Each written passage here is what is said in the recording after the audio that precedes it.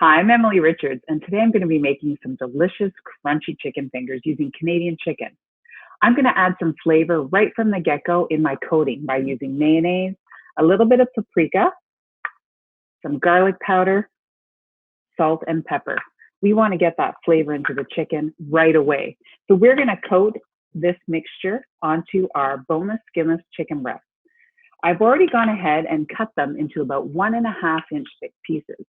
So if you're wondering about that size, when you purchase your boneless, skinless chicken breast, it will have that beautiful tenderloin in the middle. And what you want to do is cut that out and use that as your guide so that your chicken strips are all going to be the same size. So I have a beautiful golden color mayonnaise that's going to add some wonderful flavor to our chicken. So I'm going to add my chicken strips here. I'm using about 1.5 pounds. And the size of chicken breast varies. So you can use anywhere from 2 to 3, possibly even 4 chicken breasts for this recipe. This is a great family meal. I definitely know that when I make chicken fingers, this is something that everyone will come to the table for. So you want to make sure that your chicken is coated well.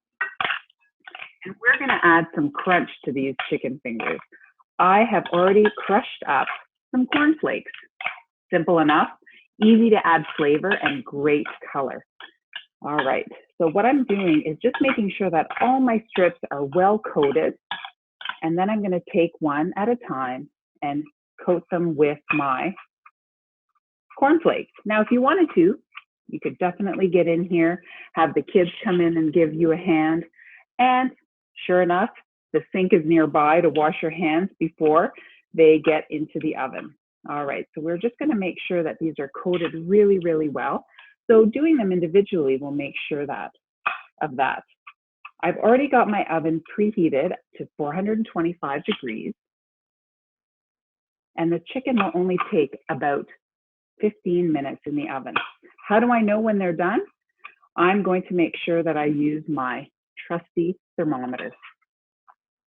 I want to make sure that the chicken strips have an internal temperature of 165 degrees Fahrenheit or 74 degrees Celsius. So whether you're cooking homemade chicken fingers or you're using a store-bought frozen chicken finger, it's best to check the internal temperature. When you're using a store-bought chicken finger, be sure to check the box directions for cooking instructions and food handling. I have a full baking sheet of chicken fingers, and to add a little extra crunch, I'm just going to drizzle them with a little bit of canola oil. Right on top, you don't need much, and then into the oven they go.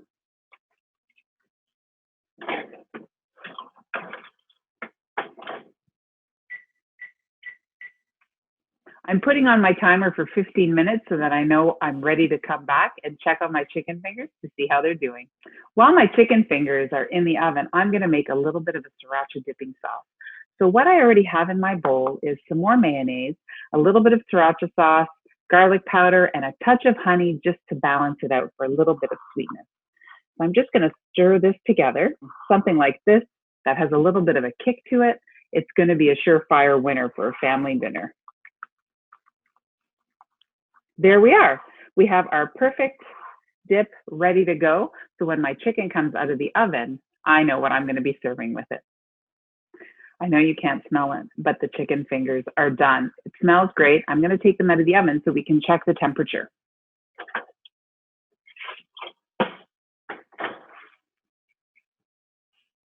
There we are. So just with your instant read thermometer, make sure you go into the side, the thickest part of the chicken, whether it is homemade or store-bought, you're looking for 165 degrees Fahrenheit or 74 degrees Celsius. And I am well above that, so I know that this chicken is ready to serve. I've got myself a fresh pair of tongs, and I'm going to serve some up so that I know my family will enjoy tonight's dinner for sure with this delicious Canadian chicken recipe.